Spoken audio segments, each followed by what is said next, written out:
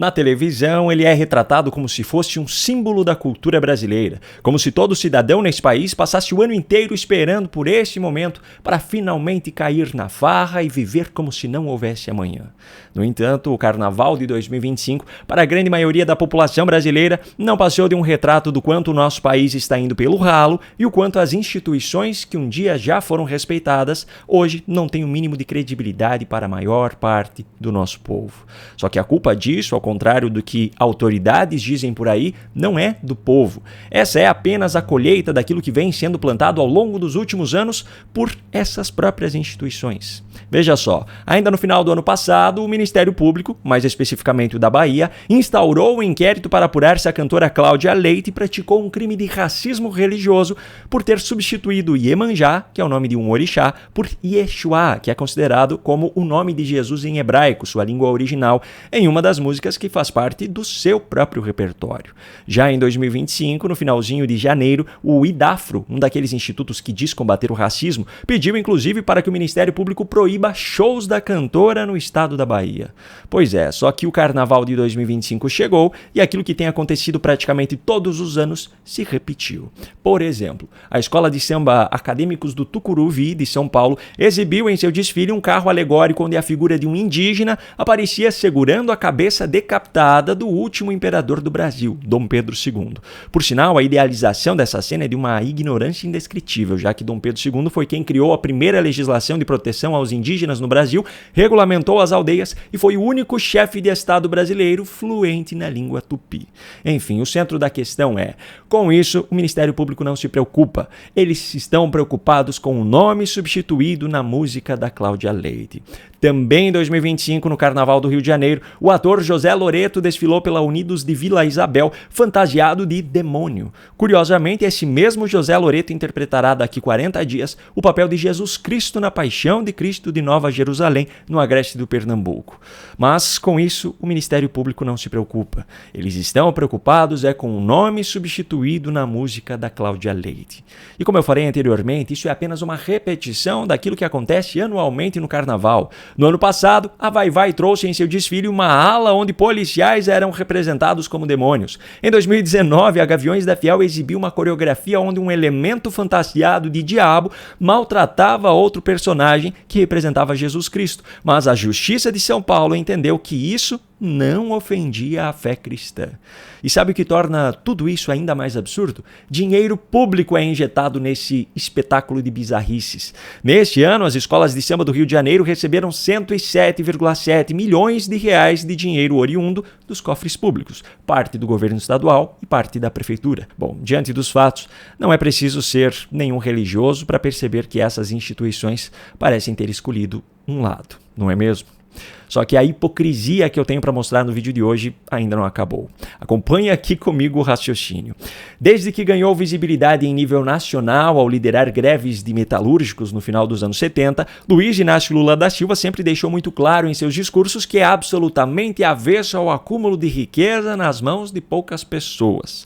No seu atual mandato como presidente da República, mesmo já sendo milionário ele mesmo, as narrativas são as mesmas. Muito dinheiro nas mãos de poucos significa pobreza, desigualdade, fome, etc. Eu já perdi as contas de tantas vezes em que ele apareceu publicamente criticando bilionários. O alvo central da vez, por sinal, é Elon Musk, mas isso nem vem ao caso agora. O fato é que esse mesmo Luiz Inácio Lula da Silva fez questão de publicar em suas redes sociais um vídeo onde aparece conversando por telefone com Walter Salles, o diretor do filme Ainda Estou Aqui. Beijo no coração, querido. Um beijo pra você e pra toda a equipe e até um dia que eu puder te dar um abraço verdadeiro. Pois é, ironicamente, o mesmo Lula que tanto atacou detentores de grandes fortunas e seus herdeiros ao longo de sua história até aqui, conversa agora carinhosamente com o herdeiro bilionário Walter Salles. Aliás, não só bilionário. Walter Salles, um dos 4 filhos e herdeiros da fortuna do famoso diplomata, banqueiro e empresário brasileiro Walter Moreira Salles, é hoje a 11ª pessoa mais rica do Brasil. Dentre os diretores de cinema, ele é o 3º na lista de maiores fortunas do mundo, ficando apenas atrás de Steven Spielberg e de George Lucas. Ele não foi o filho mais bem-sucedido financeiramente de Walter Moreira Salles. Seus irmãos Fernando e Pedro fizeram suas heranças crescerem, sendo detentores hoje de patrimônios de 38,45 bilhões e 36,15 bilhões de reais, respectivamente. Walter e seu outro irmão, João, não seguiram o mesmo caminho e hoje acumulam o mesmo valor, 26,4 bilhões. Ou seja, é um herdeiro típico das descrições de Lula em seus discursos como se fosse um dos piores tipos de seres humanos para a sociedade. Só que agora, Lula deixou tudo isso de lado para exaltar o bilionário pelo prêmio recebido no último domingo. E como se não bastasse a hipocrisia, Lula ainda cometeu uma gafe tremenda nessa ligação. Veja só. Alô?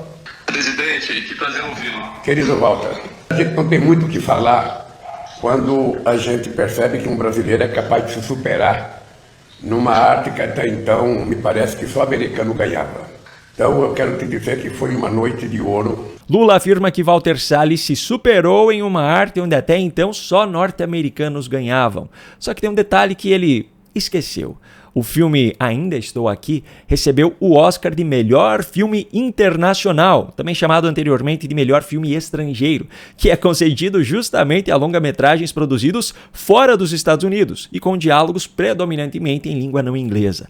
Agora eu pergunto, como é que só norte-americanos estavam ganhando em uma categoria em que eles nem podem participar? Pois é, só que se a gente chama um cara desses de ignorante, dizem que é preconceito nosso. Bom, quem definitivamente não compartilha da mesma ignorância é o Grok 3, e é justamente sobre ele o recado que eu tenho para você agora. Você sabia que existe uma ferramenta de inteligência artificial no estilo ChatGPT, só que do Elon Musk? Pois é, o Grok é uma ferramenta que possui os recursos das demais ferramentas de inteligência artificial pagas, só que de forma gratuita. Pelo menos por enquanto, pois a promessa é de que, enquanto os servidores suportarem o número de usuários, esse sistema não será cobrado. Inclusive, há apenas alguns dias, Elon Musk lançou a terceira e mais recente versão dessa ferramenta, que já está disponível também de forma gratuita, o Grok 3. É realmente inacreditável o que o Grok é capaz de fazer. Ele vai muito, mas muito além de um simples chat de texto. Ele é capaz de produzir imagens de acordo com aquilo que você pedir, incluindo imagens de pessoas famosas fazendo coisas fora da sua rotina, ou nem tão fora assim, se é que você me entende. O Grok 3 também é capaz de analisar imagens que você enviar, como fotos ou gráficos, interpretar PDF e até mesmo processar outros tipos de arquivos. Praticamente qualquer tipo de informação que você possa imaginar, ele é capaz de encontrar, desde as mais simples até as mais complexas. Agora, a melhor parte para mim ainda é essa. Ao contrário de outras inteligências artificiais que evitam temas polêmicos ou dão respostas genéricas, o Grok responde com honestidade e lógica, mesmo as perguntas mais delicadas, desde que respeitem o limite ético básico, é claro. Ou seja, é uma ferramenta de inteligência artificial praticamente sem censura, algo que já era de se esperar levando-se em conta o histórico do seu proprietário, não é mesmo? A boa notícia é que é muito fácil de aprender a utilizar os recursos do Grok 3, desde os mais simples até os mais avançados. E para ajudar nesse sentido, eu preparei para você um e-book em formato de um tutorial super detalhado. Aliás, me desculpe, quem preparou foi a própria inteligência artificial e em questão de minutos. Eu apenas precisei organizar o texto dentro de um layout e gerar o PDF. Você terá acesso a esse material por apenas R$ 29,90, que pode ser feito por Pix, boleto ou parcelado no cartão de crédito. Para isso, basta clicar no link que eu deixei aqui na descrição ou apontar a câmera do seu celular para o QR Code que está aparecendo aqui ao lado. Se eu fosse você, eu faria isso agora mesmo, para aproveitar enquanto essa ferramenta ainda é 100% gratuita. Se bem que depois que você descobrir tudo aquilo que ela é capaz de fazer por você, eu tenho certeza que até mesmo um plano pago parecerá de graça.